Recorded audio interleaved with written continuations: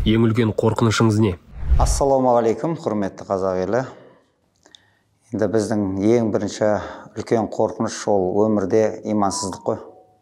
Себебі өмірге келген мақсатта мұсылман адам білген сон ең біріншісі сол имансыздық, өмірден өту ғой, имансыз. Қорқыныш сол өмірде. Қазіргі таңда енді көп жағдайда мынау жастарымызда осы ұялы телефон бір батысқа еліктеп, қыздардың, ұлдардың жаңағы қыз-текеге жаңағы айналып жатқаны, сондай қорқыныштар болады. Ұрпағымыз үшін қорқамыз, ұлтымыз үшін қорқамыз. Соған барынша өзіміз жаттықтырушы болып жұмыс жасаған сон, сол әйтеуір бабалардың сара жолын ұстанып, ең бірінші сол иманға келсе жастарымыз сол спортпен шұғылданса, жаман жолға түсіп кетпесе деп, сол қорқыныш қой. Ұрпағымыздың өзі, жастарымыздың өзі. Өкінішіңіз бар ма? Енді өкініш бар деп айта алмаймын. Себебі біз енді мұсылман болған соң Аллахқа тағдыр келген пендеміз. Сондықтан тағдырға иман келтіреміз. Себебі пайғамбарымыз саллаллаху алейхи вассалам өзінің хадисінде мұсылманда ешқандай ұтылыс болмайды дейді. Оған бір қуаныш келсе, ол Аллахтан екенін біледі, Алла тағалаға мақтаулар айтып, сол үшін сауап тауып кетеді дейді. Және оның бойына бір сынақ келсе, қиыншылықтар келсе, ол да Аллахтан екенін біледі, сабыр сақтайды, сол үшін сауап тауып кетеді дейді. Оған өмірде ешқандай өкініш жоқ, Аллаға шүкір. Соңғы рет кімге алғыс айттыңыз? Енді әр күнімізге, әр таңымызға тұрған кезде ең бірінші Аллахқа шүкіршілік қылып, сол мынау дені қанымыздың сау екені, ішер тамағымыз, киер киіміміз бар, еліміз аман, жұртымыз тыныш болған соң, әрбір игі істерге, әрбір ата-анадан бастап, енді әрбір жақсылыққа алғыс айтып отырамыз ғой. Ол себебі адамға алғыс айта алмаған, ол Аллахқа алғыс айта алмайды дейді, шүкірлік ете алмайды дейді. Сондықтан иншалла әр кезде алғыс жаудырып отырамыз. Анаңызға соңғы рет қашан хабарластыңыз? Мен өзім сол әке-шешемнің жанында тұрам, жақын тұрам. Сондықтан күнде кешке әке-шешемнің жанына барып, әңгімелесіп, шүйіркелесіп, шайын ішіп, әйтеуір күнде хабарласып, сол кісілердің ақ батасын алып, сөйтіп жүріп жатыр. Күнде хабарласып тұрамыз әке-шешеміз. Анаңыздың есте қалған кеңесі? Енді анамыз әр кезде, әрбір ана өзінің баласының жаман болғанын қаламайды ғой. Әр кезде ақыл айтып отырады, әйтеуір жақсы жүр, тыныш жүр, ешкімге соқтықпай жүр деп. Енді менің әр кезде әжем болған, сол әжемнің несі кішкентайымнан енді бала кезімнен сол өсиеті, балам тыныш жүрген тоқ жүреді, домаланып көп жүреді деп, әр кезде сол өсиеті, соны ұстанып келеміз ғой, тыныш жүреміз. Әкеңіздің болмысы қандай? Енді Аллаға шүкір, әкем енді кішкентайымнан тәрбиелеп, әкем негізі бір айтқан сөзінде тұратын, әкемді негізі сол кішкентай кезімнен ешкімге құтырма, ал енді біреу құтырса, сол жерде арыңды сақтап, жаңағындай аяғына шейін тұра біл деп сондай тәрбиеледі. Ешкімнің ала жібін аттамай, енді біреуге құтырып, сол біреудің бір нәрсесін алатын болсаң, менен жақсылық күтпе деп сондай тәрбиемен өсірді. Аллаға шүкір, одан жаман болған жоқпыз. Әкемді өзіме үлгі тұтам. Асқар тау тұлғамыз, Аллаға шүкір. Талғампазсыз ба? Енді талғампаз болғанда өзімізге енді мұсылман адам енді бұл өмірде де, ақыретте де, себебі исламның мақсаты адамның бақытты болуын қалайды ғой. Сондықтан әр кезде киім аларда да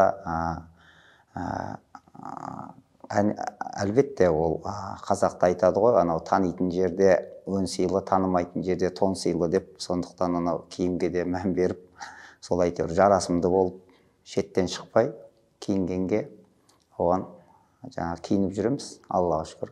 Ал енді жаңағы дос деп, жаңағы ешкімді алалап, ондай ештеңе жоқ. Бәрін бірдей, кіммен қалай қарым-қатынас жасаймыз, ашық түрде білгенімізді айтамыз, білмесек жаңағындай үндемей, тыныш, сұрап жатса ақыл кеңесімізді айтамыз. Ондай достар жағында талғампоз, анау алалау жоқ.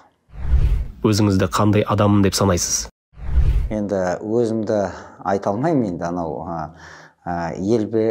береді ғой ол нені, енді анау Абай атамыз айтады ғой, ақымақ өзін мақтап былжырайды, ақылына ойланып сөйлесең нен құрайды, жақсы болсаң жарықты кім көрмейді, өз бағыңды өзіңнен кім сұрайды дейді. Мына жерде отырып алып өзімді пәлен түген деп айта алмаймын, сондықтан ол халық өзі бағасын беріп жатыр. Атақтан бас тартқыңыз келген кезіңіз болды ма?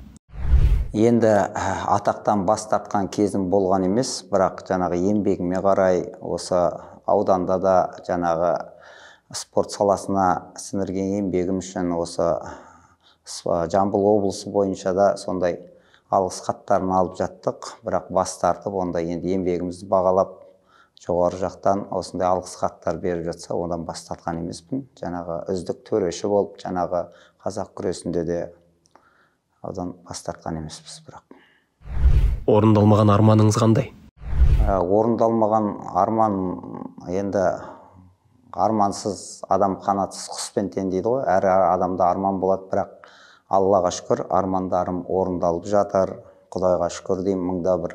Себебі өзі Құдайберді Шәкәрім атамыз айтады ғой, ойыңды қадағала, ойың сөзге айналуы мүмкін, сөзіңді қадағала, сөзің іске айналуы мүмкін, ісіңді қадағала, ісің әдетке айналуы мүмкін, әдетіңді қадағала, әдетің өміріңе айналуы мүмкін дейді. Сондықтан мына ой, ниет, сол ниет дұрыс болса, жақсы ниетте болса, ол әр кезде ол ой деген сол арман ғой, ой жетелейді. Мысалы, сол арманға жету үшін. Сондықтан Аллаға шүкір орындалып жатыр, бәрі арман, орындалмаған арман болған емес деп айта аламын. Оянғанда бірінші не ойладыңыз? Оянғанда тұрған кезде Аллаға шүкіршілік қыламыз. Таңнан аман есен тұрғызған, дені қанымыз сау болған, сансыз нығмет беріп жатқан Аллаға шүкірлік қыламыз. Аллаға шүкірлік етіп, сол күнімізді жақсы, біреуге пайдамыз тигізсек деген, солай өткізсек екен деген, сондай ниетпен Құдай қаласа ойлаймыз, соны ойлаймыз. Ешкімге қиянат жасап қоймасақ деп. Қандай ырымға қатты сенесіз? Негізі ырымға сенбеймін. Себебі пайғамбарымыз саллаллаху алейхи вассалам хадис келеді. Күшті мұсылман әлсіз мұсылманға қарағанда жақсы дейді, және Аллахқа сүйіктірек дейді. Бірақ екеуінде де жақсылық бар дейді. Әлсіздікке берілме, Аллахтан жәрдем тіле дейді. Егер басыңа бір іс түссе дейді, былай істегенде былай болады деп айтпа дейді. Аллах тағдырлаған екен, Аллахтың қалауы болады деп айт дейді. Егер сөзі шайтанға есік ашып береді дейді. Енді біз мұсылман, Алла тағалаға иман келтірген соң, мына өмірге келген мақсатты білеміз, адамның дұшпанының кім екенін білеміз. Сондықтан мынау енді бізде көп жағдайда дінді білмесек, жаңағы машинаң соғылып қалса да, мен ана жерде бір 5 минут отыра қалғанда машинам соғылмайтын еді, тағы бір тірлік болып қалған, соның бәрі ырым ғой, былай келгенде, шындап келгенде. Ал енді басыңа сондай іс түссе, оны шайтан лағнеті бізге 100 мәртеле, 1000 мәртеле ойымызға салып, соны бізді ойлатып, бізді жегідей жеп, жаңағындай уайым, жаңағы ырымшылдық апаратын сол да. Ал енді тағдырға иман келтірген соң Аллах қалады, Аллахтың қалауы болады деп айт деп, ары қарай сол кемшілікті жасамасқа, сондай қателік жібермеске тырысып, сол өмірімізді ары қарай жалғастырады екенбіз да. Ырымға сенбеймін негізі, бір Аллаға сенеміз. Өзіңіз туралы көпшілік білмейтін бір факт. Өзіміз негізі әлсіз жаратылған құлмыз ғой. Былай шындап келгенде елге бір мықты болып көрінетін шығармыз, басқаларға, бірақ шында келгенде басымызға бір қиын сәт келгенде, қандай болмасын, бір қиыншылық келгенде, бір мүсәпір, бір пенде екенімізді түсініп, өзіміз негізі, бірақ сол өмірде жаңағындай әлсіздікке берілмеу үшін әр кезде Аллахты еске алып, сол иманның, сенімнің арқасында күш қуат алып жүріп атқан жайымыз бар. Ондай ешқандай сондай. Сізді не қуантады?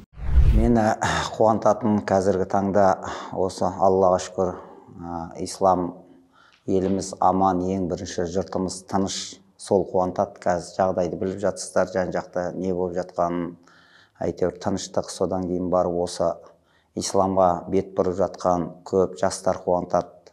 Соларға айтарым, дұрыс сеніммен, дұрыс иманмен, жаңағы ата-бабаларымыз салып кеткен сара жол, оның өзінің бәрі шариғат қой. Дұрыс түсінсе, сол имандылыққа келсе, жаман жолға түсіп кетпесе деймін да. Сол мені қуантатын жастардың осы имандылыққа келіп жатқандары көп жағдайда. Бала тәрбиесіне келгенде қандайсыз? Бала тәрбиесінде енді қазақта жақсы сөз бар ғой, негізі қазақ халқы дана халық болған, құс жаңағы ұяда не көрсе ұшқанда соны іледі деген сөз.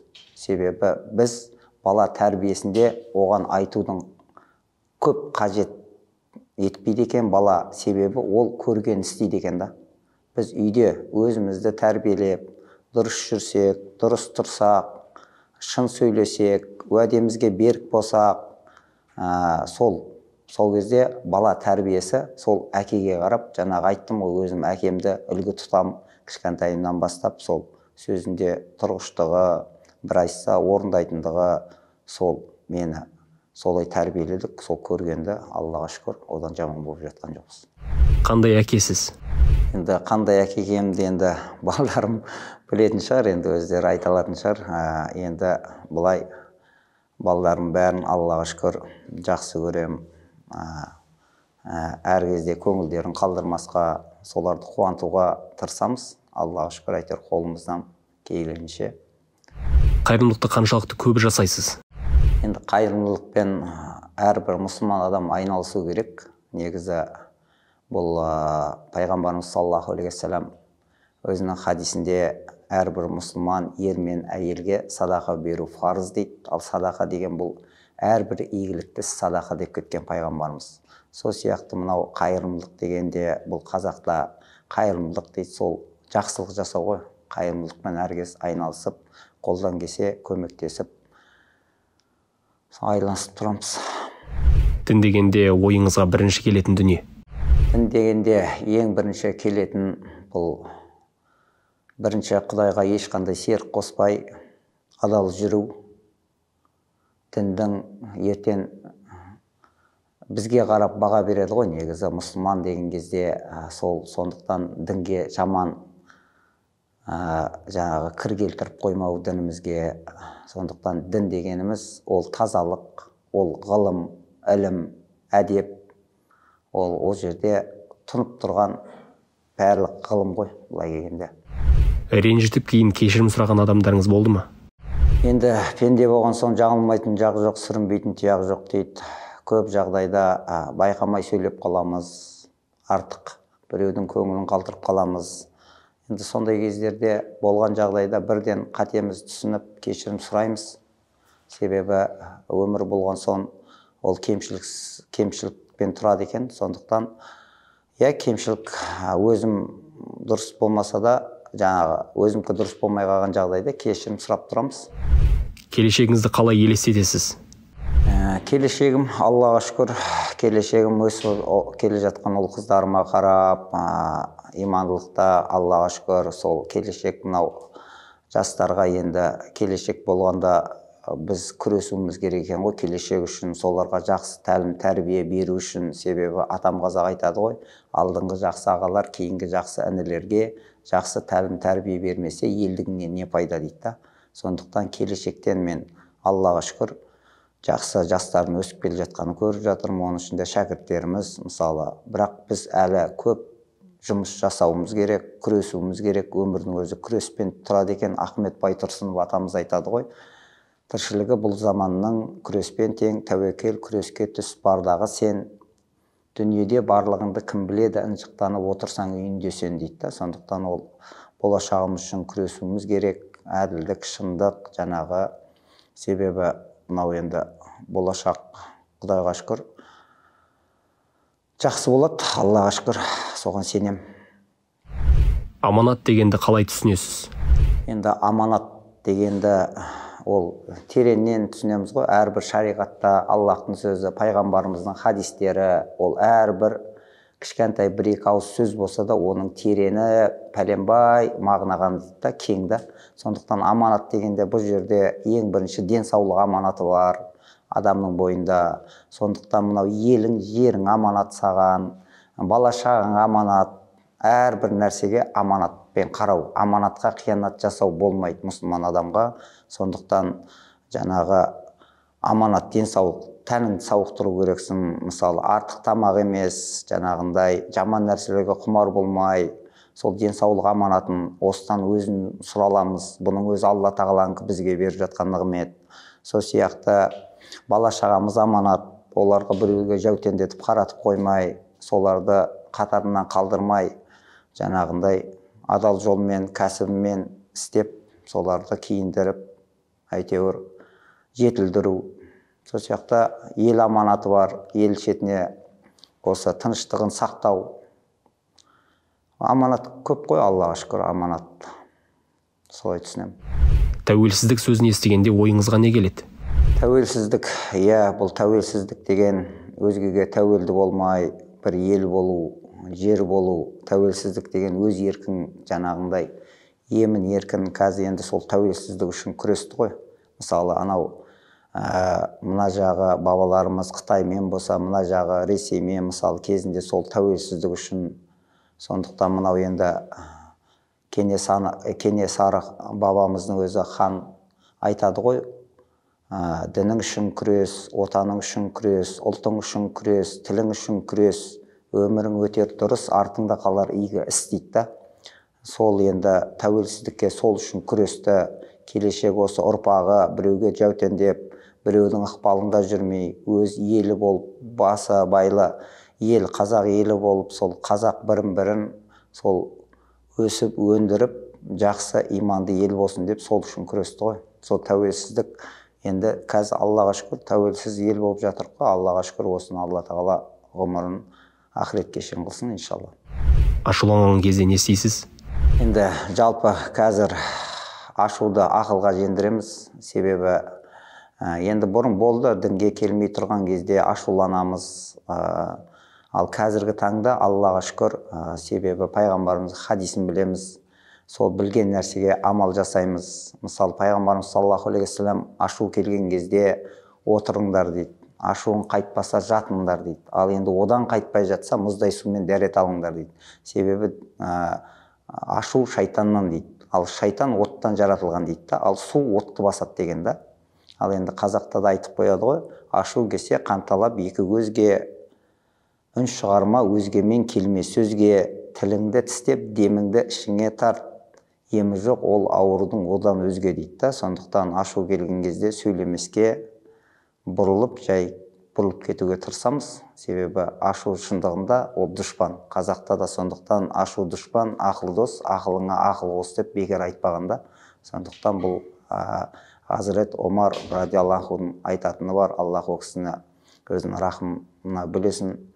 Ақылсыздықпен басталып, өкінішпен аяқталатын ашудан сақ болыңдар дейді. Сондықтан кез келген ашу ол шайтаннан екен, арты жақсы болмайды екен. Сондықтан барынша ашуланбасқа тырысамыз.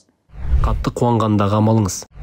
Қатты қуанғанда Аллаға шүкір, альхамдулилля дейміз. Аллаға шүкірлік қыламыз. Өмірдің өткінші екенін білеміз. Айтып отырмын ғой жаңағы, себебі мынау адам баласы өте қиын жаратылыс қой ол. Жаратушы Раббымыз танымаса, бойындағы жаңағы Аллах берген сынақ үшін нәпсін білмесе, дұшпан шайтанды білмесе, онда біз әр нәрсеге ұрынып қалуымыз мүмкін. Сондықтан ашу жаңағы қуанған кезде Аллахқа шүкірлік қыламыз. Барынша сол қуанамыз, Аллахқа одан бетер шүкірлігімізді артып, иманымыз артады сол Аллаға шүкір қуанғанымызға. Атақ пен абыройдың айырмашылығы?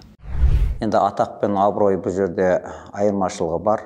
Себебі атақ деген ол жаңағы барлық нәрсе еңбекпен келеді. Енді қазір мысалы айтсақ та, бір спортшылар бар, мысалы атақта, бірақ мінез құлқы жаңағындай нашар болып, екі сөйлеп, жаңағы сөзінде тұрмаса, ода абырой жоқ та, бірақ атақ бар. Әлем жеңімпазы болу мүмкін, олимпиада жеңімпазы болу керек. Ал абырой деген, ол тырнақ жаңағы жай адам өзінде, сөзінде, тұрғыштығында, жаңағы адал болуында, содан кейін қиын қыстау кезде жаңағындай шындығында қолындағы барын бөліп бере алатын, жаңағындай енді абырой шындық бармақтай бақ берген, жаңағы айтады ғой қазақта, Сондықтан мынау абырой деген ол Аллахтан келетін нәрсе. Ол адам жаңағы абыройлы болу үшін адамгершілік құндылығын жоғалтпауы, бұл айтқанда. Дос пен жолдас дегенді қалай түсінесіз? Дос енді жолдас, енді мынау жолдас деп қазақша айтып тұр ғой. Дос деген енді кейін жолдасың да досың болып кетеді. Жолдан қосылғаннан жаңағы жолдас дейді. Енді кішкентайдан бірге өсіп, сенің қыр-сырыңды білетін адам ол дос болады. Кейінгі жолдан қосылатын жолдастар да кейін жақсы дос болып кетеді. Соның айырмашылығы осыда деп ойлаймын, негізі. Соңғы оқыған кітабыңыз? Барынша кітапты оқуға тырысамыз қол бос кезде. Ең бірінші оқитын әр кезде соңғы емес, енді оқып жүрік. Құранның қазақша мағынасы, Алтай атамыздың, содан кейін пайғамбарымыз хадистерін, одан кейін жаңағы кез келген жерде жақсы өсиет сөздер болса, жақсы даналық сөздер болса, жақсы кітаптар болса оқып отырамыз. Ал соңғы оқығаным осы, енді одан бөлек кітаптан мынау Бауыржан Момышұлы атамыздың «Ұшқан ұя» деген кітабын оқыдық. Себебі мынау екінші қызым мектебінде отбасылық жаңағы кітап оқу, отбасылық іс-шара өткен, соған қатысқан кезде соны оқып бітірдім. Алғаш рет қанша теңге жалақы алдыңыз? Алғаш рет біздің кезімізде енді бір өтірік айтпасам бір 25 сондай теңге болды. Алғаш жұмыс жасаған кезде сондай теңге алып жалақы. Оны қайда жараттыңыз? Енді есімде жоқ, шыны керек, оны қалай жаратқанымды.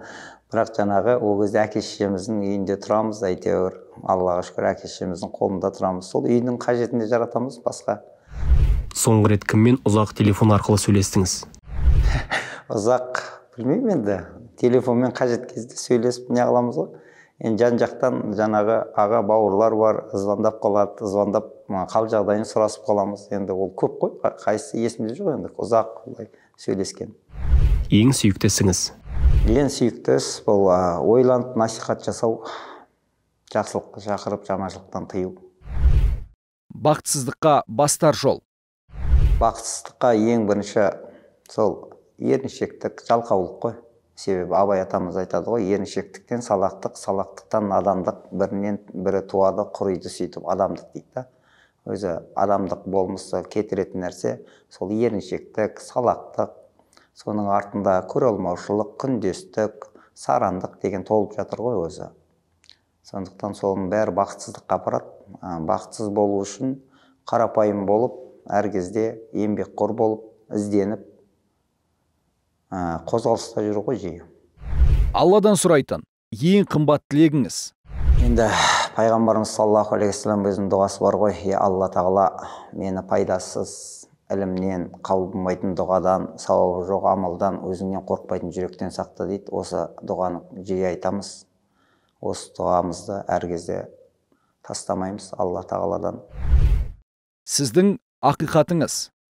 Менің ақиқатым шындығында өлім барын білемін. Ертең үлкен сұрақ, жауап барын білемін.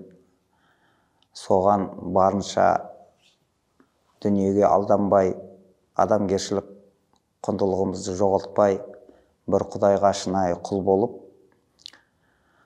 сол барынша қолдан келген жақсылықты аямау. Себебі мынау дүниеде бәрі өткінші, бәріне жақсы махаббат, мейірім көзбен қарап, ақыретімізге азық жинау. Себебі Абай атамыз айтады, бұл дүние қызығы махаббатпен, көрге кірсең үлгілі жақсы атпен, арттағыға сөзіңмен ісің қалса, өлсең де өлмегенмен боласың тең дейді.